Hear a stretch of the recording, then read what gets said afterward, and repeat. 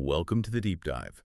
Today we are taking on a biography so monumental, so long, and so riddled with ideological contradictions that it requires an extra level of analytical scrutiny.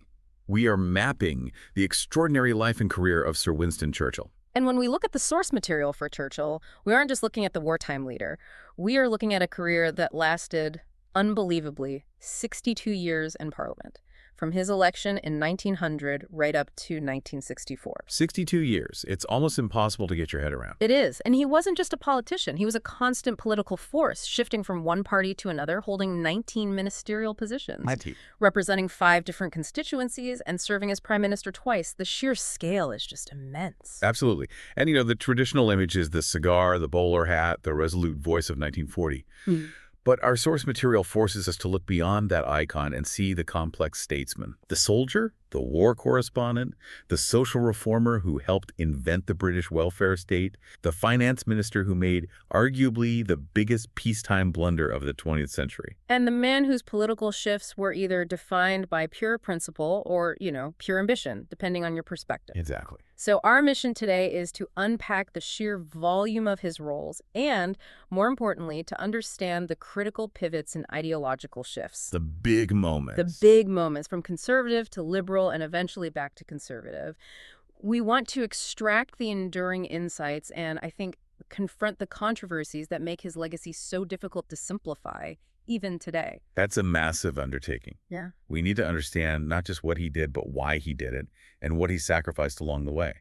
Okay, let's unpack this epic life and see where Churchill learned to fight on so many fronts, starting right at the very beginning with the aristocratic privilege that shaped his opportunities. Well, he was born in 1874 at Blenheim Palace, and that fact alone tells you volumes. It says everything, doesn't it? It really does. He was a direct descendant of the first Duke of Marlborough, born right into the heart of the British aristocracy. And this level of privilege is crucial because it provided him with a crucial cushion, financial independence outside of politics. That financial independence becomes a running theme, doesn't it? He wasn't relying solely on a parliamentary salary, which allowed him to take risks later on. Absolutely. But his early home life was far from idyllic. The sources really emphasize the estrangement of his parents, Lord Randolph and Jenny Jerome. Right. Not a happy home. Not at all. He had a very challenging relationship with his father, who was often dismissive, and his mother was frequently absent, focusing on her own social and political life. So who was raising him? This left his nanny, Elizabeth Everest, as the central, steadying figure. He called her his dearest and most intimate friend. And that relationship speaks to the emotional environment he grew up in, one of great luxury, but also emotional distance. And his education reflects a certain restlessness, too.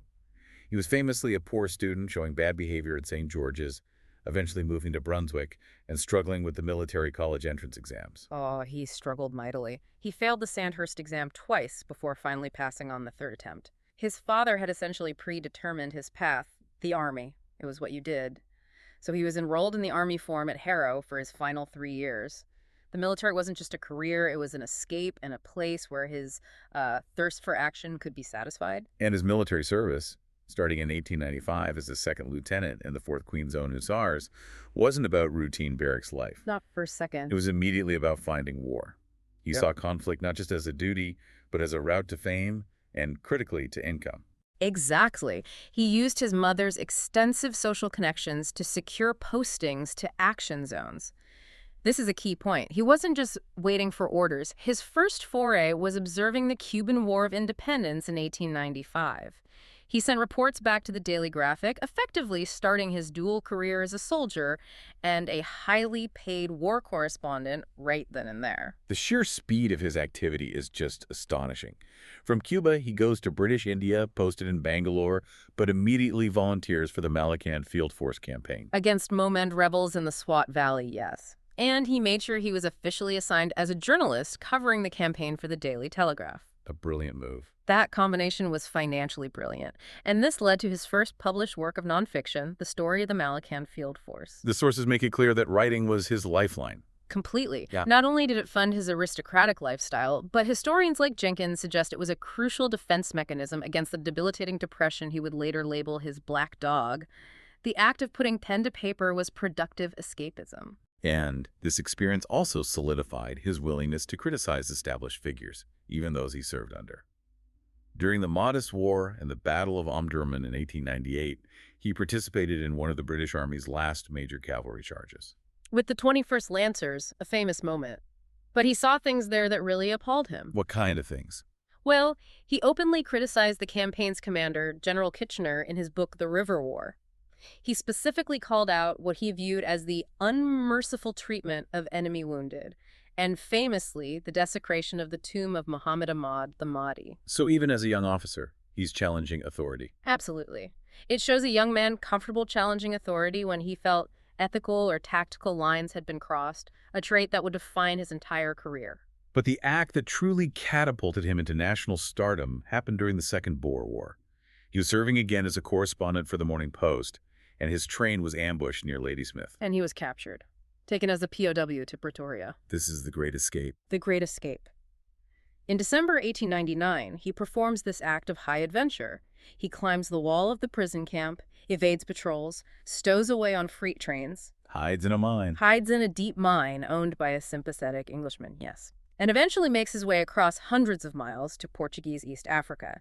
This single, highly publicized act of daring do cemented his reputation as a brave, almost reckless national hero well before he even entered Parliament. And he immediately leveraged this fame. Elected as a Conservative MP for Oldham in October 1900 at just 25 years old.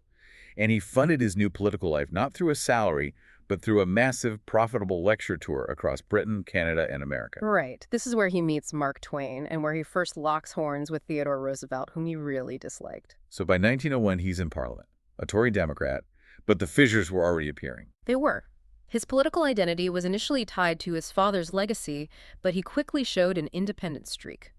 He sided with a group of young, rebellious reformers known as the Hooligans and openly criticized the conservative government on military matters. What was his argument there? He argued that excessive funds were being allocated to the army when the Navy was the real priority for Britain. The sources suggest he was already drifting steadily to the left. But the final break was purely ideological and pragmatic, centered on economics. Free trade versus protectionism. The big debate of the era. Exactly. The Conservative Party, post-1903, began advocating for a shift towards protectionism import tariffs designed to protect British industry. Churchill, being an ardent proponent of free trade, saw this as disastrous economic policy. So he takes a stand. He does. He joins the Free Food League to oppose it. And this stance put him directly at odds with the party hierarchy and, crucially, with his local Oldham Conservative Association. So his principles clashed with his career advancement. His local party basically informed him they wouldn't support him if he continued to oppose their protectionist policy. And that's a crucial insight you raised earlier.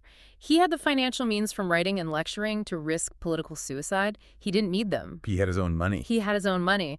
So the final dramatic move came in May 1904. The government introduced the Aliens Bill, which was explicitly designed to curb Jewish immigration. And Churchill stood firmly against it.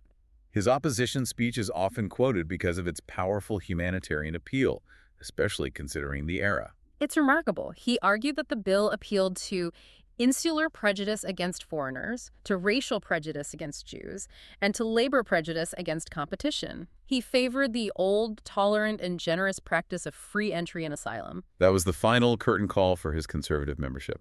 It was. On May 31st, 1904, he walked across the floor of the House of Commons and took his seat as a Liberal MP. It was a move driven by conviction on trade and immigration, but clearly also influenced by the political reality that the protectionist conservatives were never going to grant him a cabinet post. His journey of political opportunism, or principled independence, depending on your view, had officially begun. So the first major pivot is complete. Having burned his bridges with the Tories, what happens when he steps into the radical environment of the booming Liberal government? He thrived. He absolutely thrived.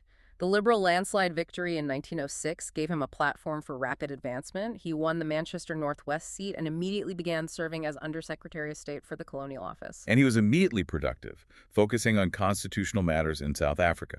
specifically ensuring reconciliation and political equality between the British and the Boers in the newly formed governments. Right, in the Transvaal and the Orange River Colony. But he also began to express a certain paternalistic concern over the execution of empire, particularly in Africa. Following the Zulu Bambatha rebellion in Natal, the sources note his complaint about the disgusting butchery of the natives by the European settlers. Which is a complicated moral stance. He believed in the empire. Oh, absolutely. But he's questioning the cruelty of its administration. Classic Churchill. A deep contradiction right there at the start. So when H.H. Asquith became prime minister in 1908, Churchill, at just 33, gets promoted to president of the Board of Trade, the youngest cabinet member since 1866. A huge step up. This required him to secure the safe seat of Dundee in a by-election, which cemented his liberal allegiance. And this is where we see the radical reformer emerge. This is the part that so many people just don't know about. They don't. He worked in close concert with the Chancellor of the Exchequer, David Lloyd George, on what was explicitly designed to be a fundamental overhaul of the social contract.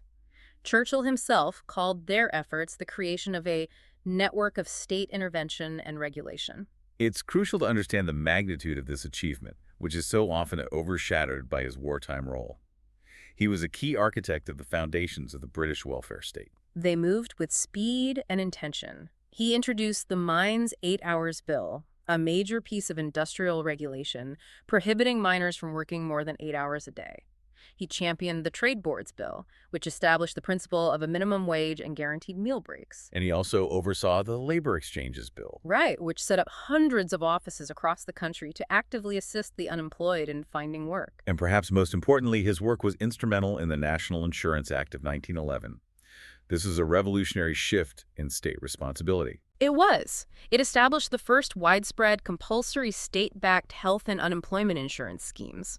It cemented the idea that the state had a duty to protect its citizens from the vicissitudes of industrial life. And this profound reformist streak continued when he became Home Secretary in 1910. He implemented significant prison reform.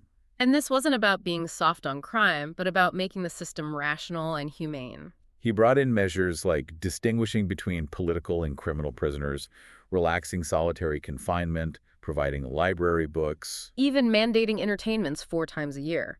He abolished automatic imprisonment for those who couldn't pay fines and ended imprisonment for 16 to 21-year-olds for most offenses. And the sources indicate his deep personal discomfort with the death penalty.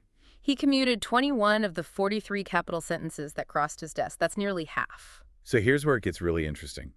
The man we think of as the ultimate establishment figure was actually a key architect of the British welfare state and a serious prison reformer in his 30s. His philosophy was a benevolent paternalism. He believed in preserving the social hierarchy by lifting the most vulnerable out of destitution, thereby mitigating the threat of socialism and revolution. But this humanitarian reformist was also the tough, dramatic decision-maker. And this led to controversial actions that would permanently damage his reputation with the nascent labor movement. The Tony Pandy riots of 1910. This is the prime example. Coal miners in the Welsh Rhondda Valley went on strike and rioted violently. The local chief constable demanded troops be sent in. And Churchill said no. He blocked the military deployment. The sources suggest he was genuinely concerned about armed confrontation between soldiers and citizens. He feared a bloodbath. Instead, he sent 270 unarmed London police officers. So he was trying to mediate, but the political outcome was toxic. Completely. The labor movement criticized him for sending in any force at all, seeing it as an act of repression against legitimate labor protest. And that decision, despite his intention to avoid bloodshed, created this deep well of distrust that the labor movement would tap into 15 years later during the general strike. It branded him an enemy of the working class. Then there's the sheer drama of the siege of Sydney Street in 1911. Oh, this is pure theater. Latvian anarchists and burglars barricaded themselves in an East End house after killing police officers. And Churchill, as Home Secretary, actually shows up and personally attends the siege. That photograph of him, standing there in a fedora behind a police cordon, is iconic. It is. And when the house caught fire, he made the famous, brutal decision to let it burn, stating he thought it better to let the house burn down rather than spend good British lives in rescuing those ferocious rascals. It was a demonstration of decisive, visceral command. Yes, though many questioned the appropriateness of the Home Secretary exposing himself and the police to that level of risk. But his attention soon shifted completely. The Agadir Crisis of 1911, a standoff between France and Germany over Morocco, convinced him that war with Germany was inevitable. It did. It convinced him Britain's naval readiness was totally inadequate. So he was immediately appointed First Lord of the Admiralty in October 1911. This was a rapid pivot back to his military interests, but now with massive strategic responsibility. And he was obsessive about naval preparation. He immediately created a permanent naval war staff. He adopted a policy that for every new German battleship, Britain would build 2. He was a genuine military innovator. He was. He pushed for modernizing the fleet, increasing the number of submarines, and developing the Royal Naval Air Service. He even coined the term seaplane himself and ordered the construction of 100 aircraft. And he secretly financed the early development of tanks. That's right. In a remarkably far-sighted move, he used Admiralty funds to secretly finance the early development of tracked armored vehicles, bypassing the slower Army bureaucracy. And his strategic foresight extended to logistics. In June 1914, just weeks before the war, he secured a 51% share in the Anglo-Persian Oil Company, guaranteeing a reliable fuel supply for the Royal Navy, which had recently transitioned from coal to oil, a brilliant, necessary piece of strategic planning. So when World War I began in August 1914, his Navy immediately went into action. Transporting troops to France, implementing a successful blockade of North Sea ports. However, his aggressive, high-risk approach eventually led to the catastrophe that destroyed his reputation. The Dardanelles strategy. Churchill desperately wanted to relieve pressure on Russia by attacking the Ottoman Empire. Right, aiming to seize Constantinople. He pushed for a joint naval and land invasion through the Dardanelles Straits. And the resulting campaign, Gallipoli. It failed disastrously. The naval attack in March 1915 failed. The subsequent landing in April failed. The ANZAC forces in particular suffered massive casualties. It became a symbol of poorly executed strategy and devastating loss. And Churchill, as the primary proponent of the plan, was held personally responsible. Absolutely. When Asquith formed a coalition government in May 1915, the Conservatives demanded his removal from the Admiralty. He was demoted to the minor, powerless role of Chancellor of the Duchy of Lancaster, and, unable to tolerate the idleness, he resigned completely in November 1915. A huge fall from grace. A huge fall. This demotion hit him hard, triggering one of his worst bouts of the black dog. But his response, as always, was action. He resigned from government entirely, returned to active military service, and served as a lieutenant colonel commanding the 6th Royal Scots Fusiliers on the Western Front in 1916. He narrowly escaped death multiple times, proving his courage and perhaps his inability to be out of the action for long. So after recovering his reputation on the front lines, Churchill returns to government in 1917 under David Lloyd George. He's back in the thick of things, running a frenetic series of ministries through the end of World War I and the immediate post-war global restructuring. His first role was Minister of Munitions. This was essentially the production boss of the war effort. He successfully ramped up output, but ever the hardliner on industrial disputes, he ended one strike by threatening to conscript the striking workers into the army. Classic Churchill. After the war, he became Secretary of State for War and Air. He's overseeing the massive demobilization of the military, but here, his long-standing ideological positions really surface. They do. He was one of the few voices opposing harsh punitive measures against Germany in the post-war treaty negotiations. Why was that? His reasoning was clear. He wanted to keep a functioning German army as a bulwark against Soviet Russia. His anti-communism was fierce and absolute. He actively supported the White Forces during the Russian Civil War, and domestically he also authorized the use of the paramilitary Black and Tans during the Irish War of Independence. His tenure as Secretary of State for the Colonies from 21 to 22 was historically pivotal in shaping the modern Middle East. Absolutely. This is when he oversaw the conclusion of the Anglo-Irish Treaty, establishing the Irish Free State. And in the Middle East, following the collapse of the Ottoman Empire, he was instrumental in setting up the mandates under British control. He personally engineered the installation of Faisal I as King of Iraq and Abdullah I as Emir of Transjordan, carving out the boundaries of the modern states we know today. And he also maintained his support for Zionism in Mandatory Palestine. When local Arab leaders petitioned his government to prohibit Jewish migration, Churchill refused. He did refuse, though he did implement temporary restrictions following the Jaffa riots to restore calm. It's a period of immense global consequence, managed entirely through an imperial lens. But despite this high-stakes ministerial run, the political ground shifted beneath him once again. Lloyd George's coalition collapsed in 1922. Right, triggered by the Chanak crisis. When the subsequent election was called, Churchill was recovering from an emergency appendectomy and lost his Dundee seat. The famous quote, "Without an office, without a seat, without a party, and without an appendix." He was completely out of power for 2 years. And once again, he threw himself into writing, producing his voluminous memoir, The World Crisis. His political re-entry was complex. Very. He felt alienated by the Liberal Party's collaboration with Labour and ran unsuccessfully as an independent anti-socialist in 1924. He declared that the Liberals were finished, and the only path forward was a united conservative front against socialism. So he eventually rejoins the Conservatives in 1924, successfully running for Epping as a constitutionalist. Yeah. And remarkably, Stanley Baldwin immediately appoints him Chancellor of the Exchequer. A position of immense economic power, despite Churchill having absolutely no background in finance or economics. Which seems like a terrible idea. It was, and this led to what is widely viewed as his single greatest peacetime error, the gold standard controversy of 1925. He reluctantly restored the pound sterling to the gold standard. Okay, for the listener who might not be an economist, we need to understand why this was disastrous, because it sounds like a technical detail. It is entirely technical, but the consequences were devastatingly human. The problem was that he restored the pound at its pre-war 1914 parity. So he overvalued the pound. Exactly. It effectively overvalued the pound by about 10%. Meaning British goods suddenly became 10% more expensive to buy overseas. Precisely. This decision crippled British exports, which were already struggling after the war. It caused deep deflation, making debt harder to pay off, and most critically, it drove up unemployment across the export sectors, hitting the vital coal industry particularly hard. John Maynard Keynes publicly lambasted the policy, calling it an unnecessary act of self-mutilation. And the fallout from that contributed directly to the tensions that exploded during the 1926 general strike.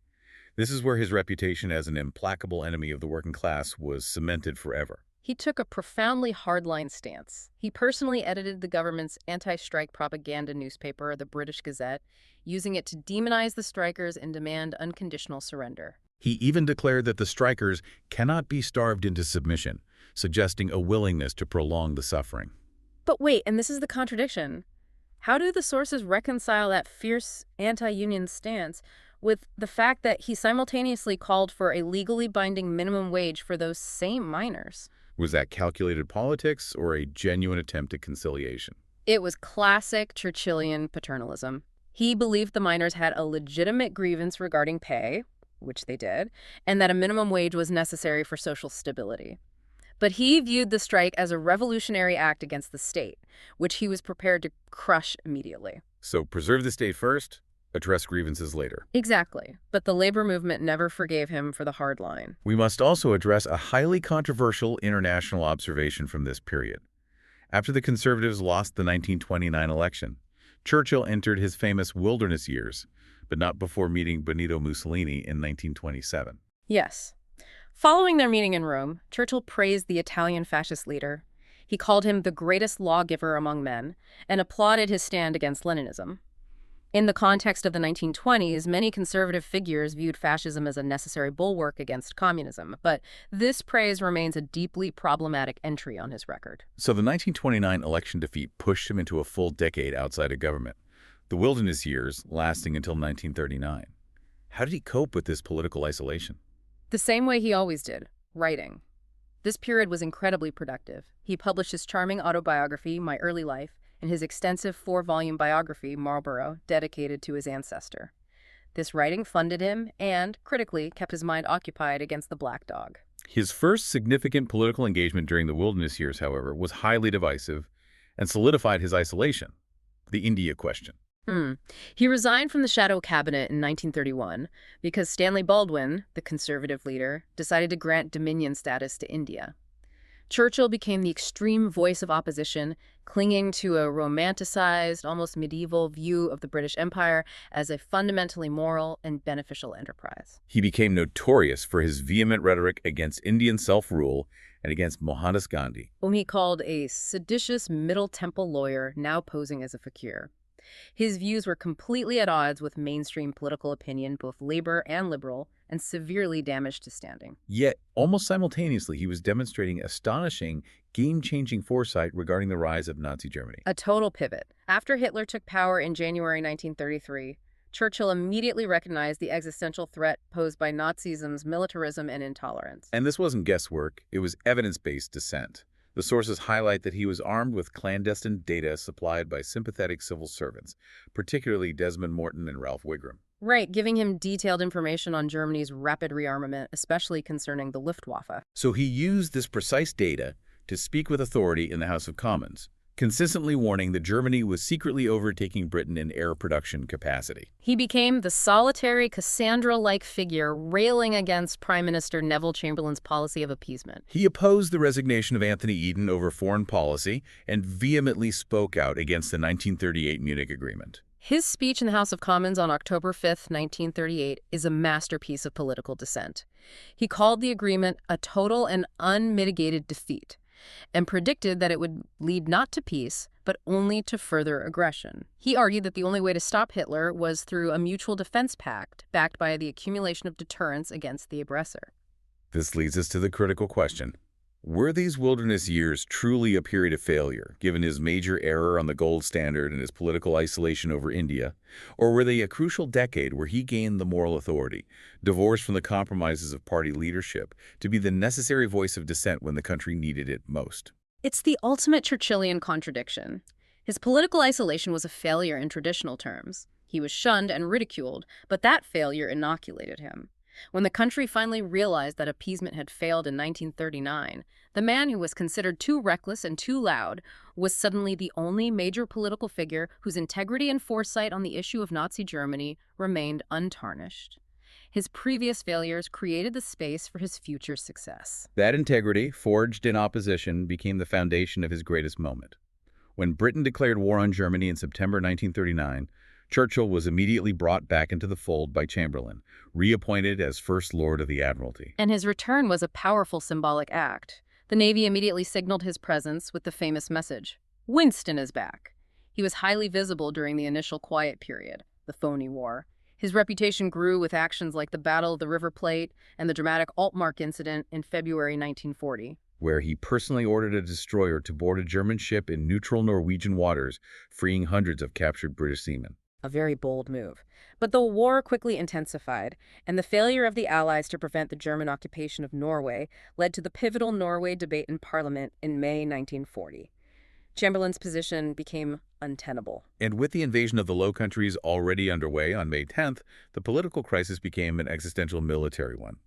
Labour refused to serve in a coalition under Chamberlain, forcing the choice between Churchill and Lord Halifax. And Halifax, a peer in the House of Lords, correctly argued he couldn't govern effectively from there. So, not by overwhelming political consensus, but by political necessity, Churchill became Prime Minister on May 10th, 1940.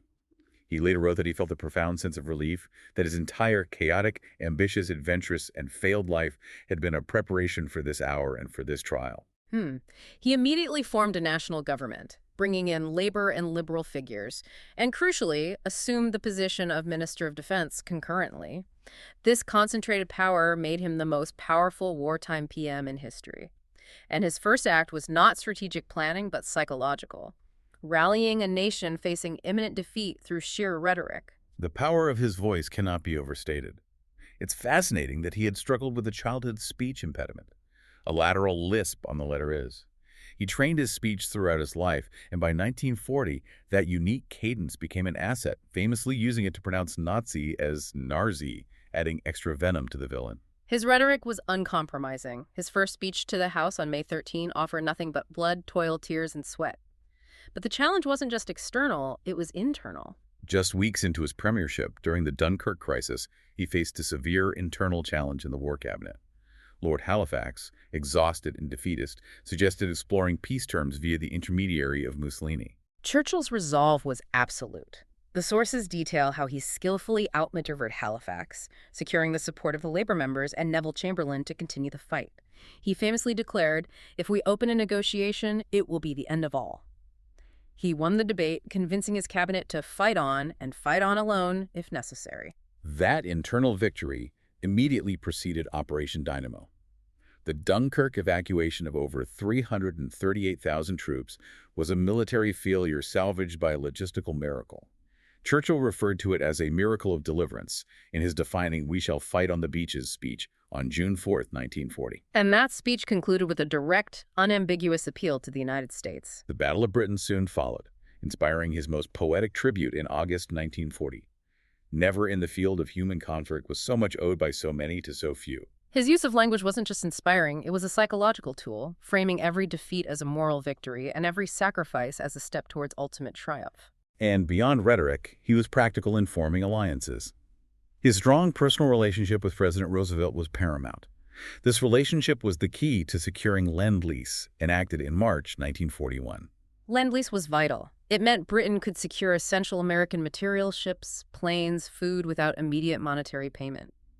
Roosevelt successfully argued to the American public and Congress that defending Britain was essentially defending the U.S. And his principles were immediately subservient to survival when Hitler invaded the Soviet Union in June 1941. Despite Churchill's decades-long, fierce anti-communist stance, his response was instant and unconditional support for Stalin. That famous line summarizes the pivot perfectly. If Hitler invaded hell, I would at least make a favorable reference to the devil. It showed a ruthless political pragmatism. The goal was to defeat Nazism, and if that meant arming and supporting his ideological enemy, so be it. By late 1941, he was meeting Roosevelt in Newfoundland to issue the Atlantic Charter. Right, a joint statement outlining shared democratic principles and goals for the post-war world, which laid the ideological groundwork for the United Nations. The U.S. finally entered the war after Pearl Harbor in December 1941. Churchill immediately traveled to Washington for the Arcadia Conference, where the Europe First strategy was prioritized. Hitler was confirmed as the primary enemy, guaranteeing that American military might would first be focused on the European theater. A massive diplomatic win for Britain. The mid-war years were defined by immense global challenges and profound controversy. The fall of Singapore to the Japanese in February 1942 was a massive blow to British prestige and a personal disaster for Churchill. He called it the worst disaster and largest capitulation in British military history. Although he survived a vote of confidence in the Commons, his morale was low. It was the moment that the reality of the shrinking empire clashed violently with the demands of total global war. And this brings us to the profound humanitarian tragedy of the Bengal famine of 1943. This is one of the most contentious aspects of his wartime leadership, where British policies were directly implicated in the deaths of millions. We must look at the context.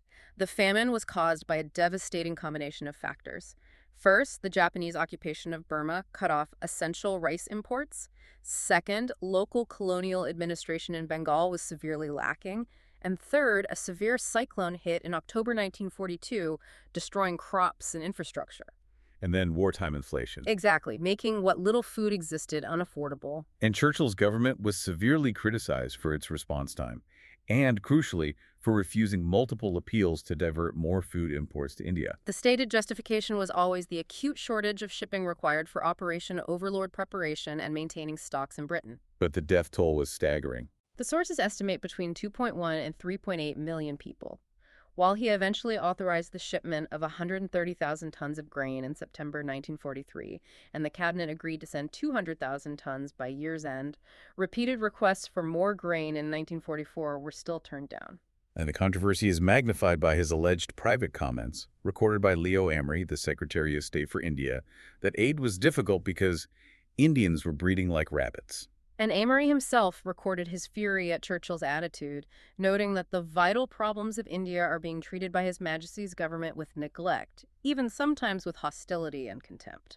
This specific incident is critical when assessing the complexity of the man. It is. The leader capable of immense strategic vision in the West was simultaneously blinded by a deeply flawed, paternalistic, and ideological view of empire that allowed catastrophic consequences to unfold in the East. His belief in the supremacy of the British effort in Europe superseded the immediate human need of the subject peoples in India. As the war began to wind down, Churchill entered the era of the Big Three conferences with Roosevelt and Stalin. He was fighting to preserve British power and influence in a world increasingly dominated by the American and Soviet giants. At Tehran in 1943, the Big Three agreed that Germany would be divided, and Churchill reluctantly committed to opening the Second Front Operation Overlord in 1944. He tried to secure spheres of influence to protect Britain's position. At the Moscow Conference in 1944, he and Stalin secretly agreed to the infamous percentages agreement. effectively dividing post-war influence in the Balkans. For example, 90% Russian influence in Romania, balanced by 90% UK-US influence in Greece. A very cynical deal. And Yalta in 1945. Confirmed progress on the UN formation, but contained some of the most contentious agreements. They agreed on Poland's future status, which allowed for significant Soviet influence, and most distressingly, they formalized Operation Keelhaul. The forcible repatriation of all Soviet citizens. Yes, including anti-communist refugees and POWs back to the Soviet Union, where many faced immediate execution or the gulags. A very dark moment. During the final phase of the war, he was also involved in the controversial campaign of area bombing. The destruction of Dresden in February 1945 led to severe international criticism. The sources indicate that Churchill himself came to regret the scale of the destruction. In a March 1945 memo, he began to restrict the policy, stating, "I feel the need for more precise concentration upon military objectives, rather than on mere acts of terror and wanton destruction, however impressive." So despite leading the nation to victory in Europe Day in May 1945, he faced an election just a few weeks later. The assumption was that the great war leader would sweep back into power. He completely miscalculated the mood of the nation. He ran a highly partisan campaign against labor, infamously claiming that a labor government would require some form of Gestapo to enforce its socialist agenda, a massive gaffe. Clement Attlee, the labor leader, delivered the crushing rebuttal, stating that the voice they heard was Churchill's, but the mind was that of the deeply unpopular press baron, Lord Beaverbrook. And that cemented labor's image as the credible party of change. The Conservatives were defeated in a landslide, and the sources agree this wasn't an act of ingratitude. The electorate wanted fundamental domestic reform, healthcare, housing, welfare, as outlined by the Popular Beverage Report. The country felt that the man who excelled at war was simply not the right fit for peace. But his response to the defeat, however, reveals a powerful humility. When his doctor tried to commiserate with him on the public's supposed ingratitude, Churchill replied, "I wouldn't call it that. They have had a very hard time." Though ejected from power, Churchill, now leader of the opposition, did not fade away. He immediately seized the mantle of Cold War statesman. Right, warning the West about the emerging Soviet threat, while the Labor government was focused on domestic rebuilding. And the defining moment came in March 1946, during his trip to America. His Iron Curtain speech in Fulton, Missouri, was a stunningly public and direct warning that Soviet influence was dividing Europe. A massive international statement made by a private citizen. In that speech, he promoted the concept of the special relationship between the UK Commonwealth and the US as the necessary foundation for Western security. He also became a highly visible early proponent of European unity. He did. He had championed the idea of a United States of Europe since the 1930s and supported the creation of the Council of Europe in 1949. But this support came with a critical nuance that is often misunderstood today. It is. Churchill firmly believed that Britain must stand alongside Europe as a partner and protector, but must not integrate into any federal grouping. His loyalty was still fundamentally rooted in the Commonwealth and the Empire. So after 6 years in opposition, the Conservatives eventually won a narrow majority in the 1951 election, and Churchill, nearly 77, took office for his second and final term as Prime Minister. He was old and increasingly frail. His domestic priority was clear: housing. He appointed Harold Macmillan to lead an extensive house-building program, which successfully hit the target of 300,000 new homes per year. A massive achievement. But his health was a constant battle. In June 1953, he suffered a serious stroke that paralyzed his left side, and this fact was kept completely secret from the public. An incredible degree of political control and secrecy around his advanced age. He recovered enough to continue, but his focus was often clouded by his age and declining health. He finally resigned in April 1955. His foreign policy during the second term was essentially a rearguard action to maintain the vestiges of the British Empire. It was. He firmly believed that Britain's global power status depended on it, and this put him in direct conflict with the U.S. administrations of Truman and Eisenhower, who were generally more welcoming of labor's push for decolonization. This tension was evident in the Suez Crisis. He reluctantly recognized Nasser's revolutionary government of Egypt and agreed to the phased evacuation of British troops from the massive Suez base in 1954. A decision he described privately as one of the hardest of his life, symbolizing the end of a vast imperial presence. He maintained military responses to colonial insurgencies, including the Malayan emergency and the brutal Mau Mau uprising in Kenya. He did, though the sources note that despite his imperialist fervor, he sometimes acted as a moderating influence against the most extreme policies proposed by colonial administrators. Perhaps a pragmatic concern for maintaining international reputation. After his resignation in 1955, Churchill remained an MP until 1964. He spent his final decade focused on his passion for painting and, of course, cementing his legacy as a historian. A legacy which culminated in the Nobel Prize in Literature in 1953. Which is remarkable not for fiction or poetry, but for his mastery of historical and biographical description and his enduring oratory. He died on January 24, 1965, aged 90, and was accorded a state funeral. He remains, based on a 2002 BBC poll, the greatest ever Briton. Looking back across these 6 decades of political turbulence, adventure, and contradiction, we are left trying to distill what his political identity actually was. It's a maze. His ideological nature is a maze. Detractors consistently claimed he was driven solely by personal ambition, yet those who worked closely with him described him as refreshingly innocent and straightforward. His ambition was certainly colossal. But it was generally directed toward what he saw as the national interest. His political ideology was never circumscribed by party, fundamentally conservative on foreign policy, yet liberal in outlook regarding social welfare. The only constant was his deep, visceral opposition to socialism and state planning. The social reform paradox is arguably the most complex takeaway for the modern listener. He was widely criticized as an enemy of the working class. And justly, due to his actions during the general strike and Tony Pandy. Yet, as Roy Jenkins points out, he had a substantial record as a social reformer in his 30s. This was the benevolence of the paternalist. He wasn't advocating for equality, he was advocating for stability. Right. He viewed the social reforms as necessary measures provided by the elite to keep the working class healthy, productive, and crucially, away from the appeal of revolutionary socialism. And then we must confront the most challenging aspect, his deeply held imperialist and often racist views. He maintained a romanticized view of the British Empire, believing absolutely that British imperialism was a form of altruism that inherently benefited subject peoples. This romanticism manifested in deeply problematic policy decisions.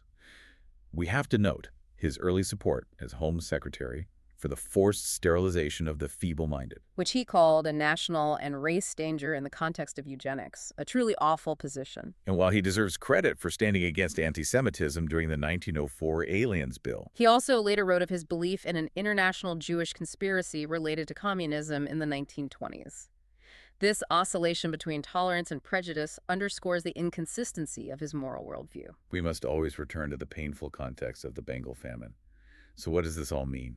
The sources present a figure who was only able to achieve his greatest moment in 1940 because of his earlier adventures, his failures, and his isolation. If we connect this to the bigger picture, Churchill's complexity underscores the need for critical thinking.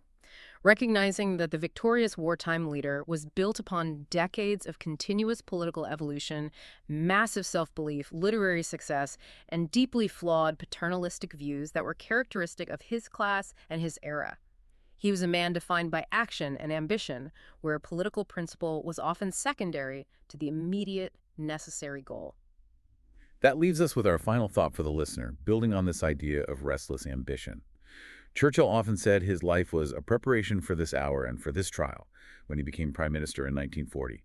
Given his incredible range of careers and political changes, soldier, writer, painter, reformer, finance minister, war leader, how much of his success in 1940 was truly due to an unwavering political principle, and how much was simply due to his sheer, relentless inability to remain out of the game? What lesson does that hunger for continuous influence hold for ambition in public life today? A profound point. Was he driven by destiny or by an insatiable appetite for the center stage? Thank you for joining us on this deep dive into the extraordinary, complicated life of Winston Churchill. We'll catch you on the next deep dive.